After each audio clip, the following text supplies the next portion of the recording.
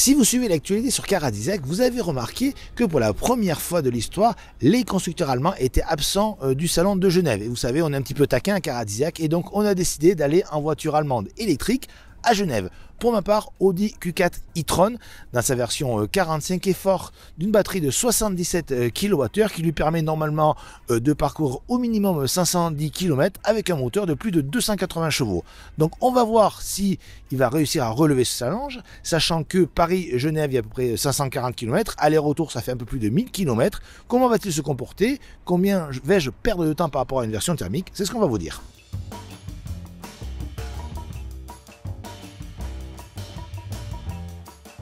Alors on va s'intéresser un petit peu aux aspects pratiques de ce Q4 qui est un véhicule à destination des familles. Et dans ce domaine, c'est vraiment plutôt très bien. Vous avez beaucoup de rangements aux places avant, que ce soit dans les contreportes ou la console centrale, notamment une position assez originale de la gourde sur la position haute de la contreporte. Donc ça c'est plutôt pas mal. Vous avez énormément de place à l'arrière au niveau de l'espace aux jambes, là également un bon point pour les enfants. C'est un véhicule 100% électrique, donc il n'y a pas de tunnel de transmission, c'est une bonne chose. À noter toutefois que là aujourd'hui on a la version coupée du Q4 qui est un petit peu moins habitable, notamment au niveau de la garde au toit. Vous avez 2-3 cm de moins que sur un Q4 normal, mais ce n'est pas non plus rédhibitoire. Et bon point enfin concernant le volume de chargement avec plus de 530 litres.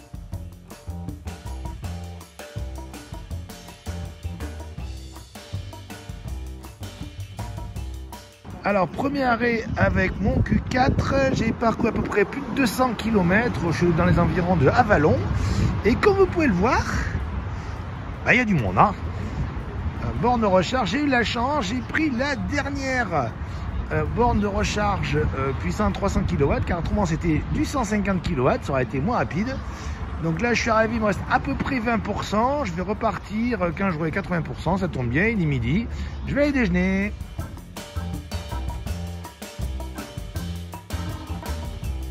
Alors, je viens de repartir après mon premier arrêt, un arrêt d'environ 30 minutes, et il y a eu un couac. En clair, j'ai réglé avant la pause la capacité, on va dire, de recharge, j'avais dit 80%, car on sait très bien que sur les électriques, c'est très rapide de 0 ou du moins de 10 à 80%.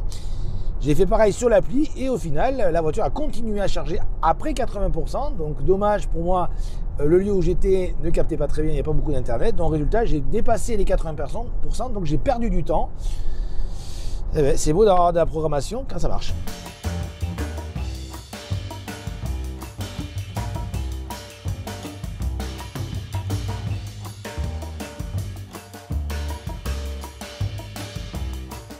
Alors, deuxième recharge pour notre Audi Q4 e-tron, donc plus que 28% de batterie, une consommation toujours relevée qui avoisine les 26 kWh au 100.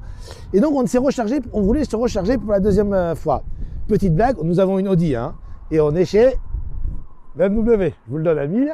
Et forcément, quand on a voulu recharger, ça ne marchait pas. Hein. On est quand même bien équipé, on a une carte ChargeMap refusée, on a une carte fournie par Audi refusée, on a une carte Total Energy refusée. Bref, on va trouver ailleurs. Salut!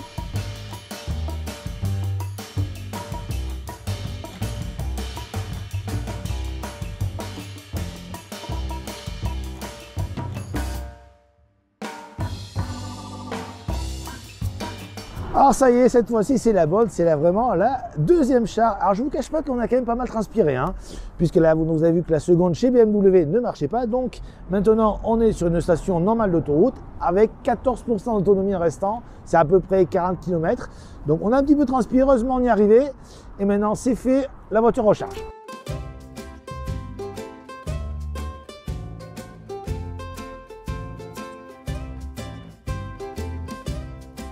On avance donc dans notre voyage et déjà des premières impressions. Tout d'abord, une présentation intérieure assez futuriste hein, sur ce Q4. Vous avez un volant quasiment carré avec deux méplats en haut et en bas. C'est assez inédit au niveau de la production actuelle.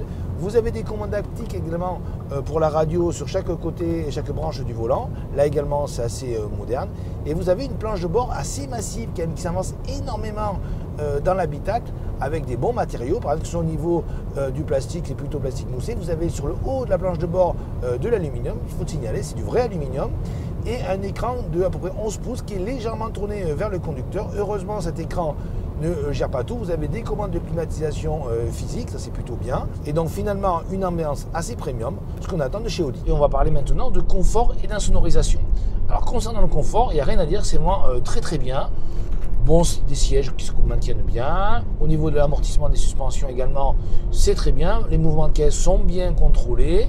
Tout ça ne dégrade pas le confort. Par contre, au niveau de l'insonorisation, et notamment insonorisation des bruits d'air, là par contre, le bilan est plutôt plus contrasté. En effet, si l'insonorisation du moteur, normal c'est un électrique, et des bruits roulants est plutôt bien faite, par contre, l'insonorisation des bruits d'air, là par contre, il y a des choses à améliorer. En effet, il y a quand même pas mal de bruits d'air. Alors pour un véhicule à plus de 50 000 €, ça fait un petit peu tâche selon nous. Mais au global, sur la route, ce Q4 ne déçoit pas.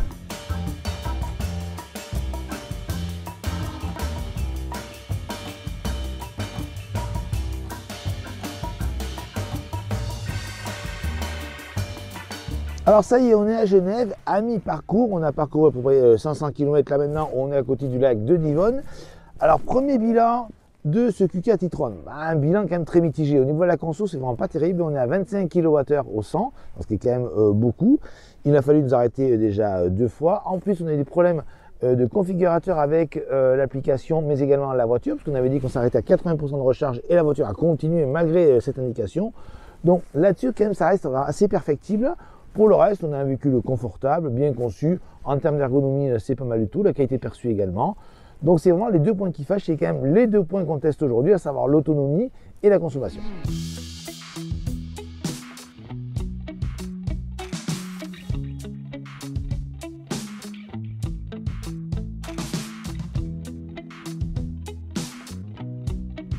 Alors on vient d'arriver pour notre premier point de recharge sur le chemin du retour.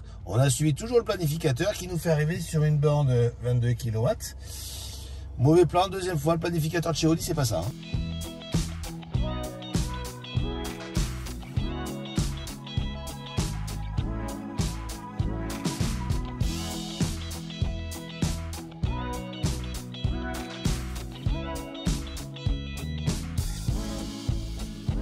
Je m'arrête sur une borne totale là.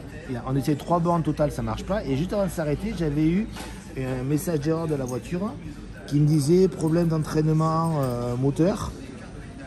Ouais. Et donc, entraînement électrique défectueux. Alors, je vous explique.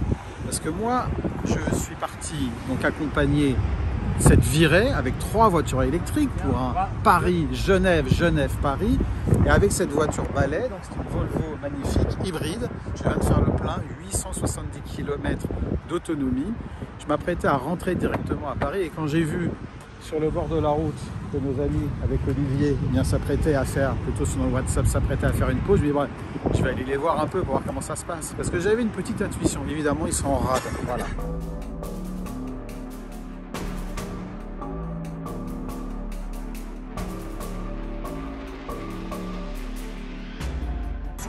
J'ai plein de filles qui arrivent sur le plus. Ouais. Ouais, et en vrai, je dévisse le plus, quoi.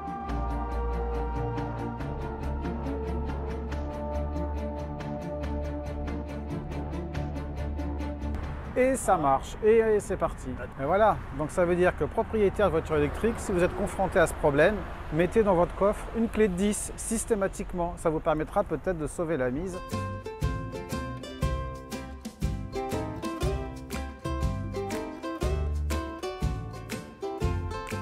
Alors comme vous avez pu le voir, là c'est un petit peu dur le retour. Hein. Entre le navigateur qui nous propose une recharge 22 kW sur 1 heure de covoiturage, donc on a poussé un peu plus loin sur une borne sur l'autoroute, sauf que entre les deux, on a eu un voyant anomalie moteur sur la voiture. Donc on a essayé de brancher, ça n'a pas voulu brancher, recharger la voiture. Donc on a dû d'abord la réinitialiser pendant 15 minutes en laissant tranquille. Ça n'a pas marché. Après on s'est mis à vouloir débrancher la batterie. Merci à un routier qui nous a passé une clé de 10 parce que tout le monde n'aurait pas réussi. Et donc là, on l'a laissé reposer encore 15 minutes. On a rebranché, là maintenant ça a marché. Et on a enfin pu recharger. Résultat, on a perdu déjà sur le problème technique quasiment 1 heure. Plus après la recharge bien sûr, là aux environs de 35 minutes. On reprend enfin la route.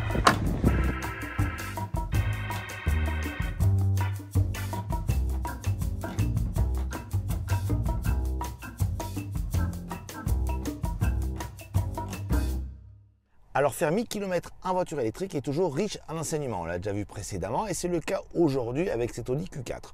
Parlons tout d'abord des qualités intrinsèques de la voiture, une voiture confortable, plutôt agréable à vivre, plaisante à conduire.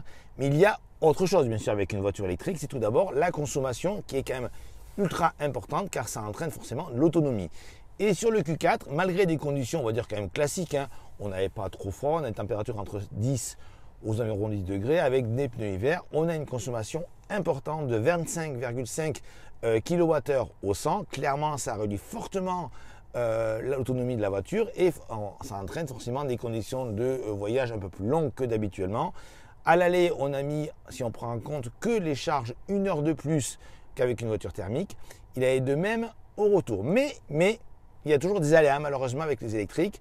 À l'aller, typiquement, on est allé sur une borne qui ne marchait pas. Donc résultat, on a perdu 10 minutes de plus. Et au retour, on a eu un gros problème technique sur la voiture qui nous a fait perdre 1 heure en supplément. Donc au final, on a quand même perdu 2 heures pour la recharge aller-retour, plus 1h15 on va dire d'aléa, donc c'est quand même on va dire ça gêne et ça grève le temps du voyage. Ajouter à cela quand même des errements au niveau de l'électronique de la voiture. Tout d'abord concernant le planificateur de voyage, le planificateur voyage vous envoie des fois sur des bornes qui ne marchent pas, même avec la carte de recharge ou disque, qui est un petit peu quand même particulier, ou alors sur des bornes de recharge à faible capacité, typiquement du 22 kW. Quand on fait un long voyage, ce n'est pas approprié. Et en plus, vous avez une application qui n'est pas réactive, qui ne fait pas ce qu'on lui demande. Typiquement, quand on dit à la voiture de recharger jusqu'à 80%, elle ne prend pas en compte ça, elle charge jusqu'à 100%. Donc au final, l'expérience de voyage avec cette Audi Q4 est quand même un petit peu altérée par tous ces problèmes à la fois électroniques qu'on a pu avoir sur notre voyage.